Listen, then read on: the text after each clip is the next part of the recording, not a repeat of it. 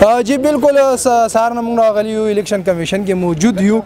خو چې چا د وجې نه دا سیټونه خالی شوي دي موږ په دې انتظار وو چې هغه خلک به راځي او که نه راځي هغه انتظار ګړی ختمې شوې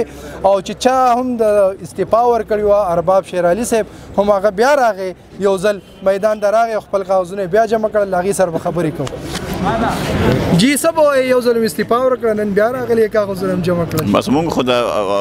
اډر چې دی غلامان یو چې څنګه پارټي وکړو موږ هم هغسې کوو او زه د خپلو د ټولو ملګرو شکریه ادا کوم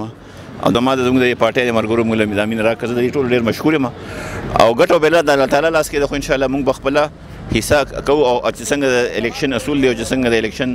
روایت دی هغه به کوو خپل وطن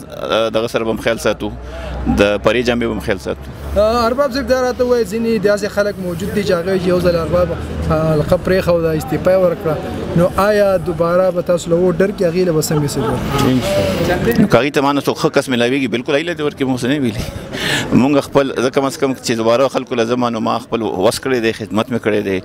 که مې زیاتې به شوي دا زه نشم ویلی چې موږ سره ډېره دنیا ورانه کړې ده خو اخلاص هم کړی دی او د اخلاص صله به الله تعالی نه غواړو ارباب صاحب دا راته وایي که هم ګټله د خیره نو اسمبلۍ ته به ځئ که نه بهر به پاتې کېږو هغه به بس چې د پارټۍ کومې د پارټۍ جنډې لاندې الیکشن کوو د هغې ډایرکشن ته به ګورو نو چې وي لاړ شي لاړ به شو او کوئی بیا کې نه نو بیا به پرې سوچو جی دا زموږ سره ارباب شیر علي صاحب چې کوم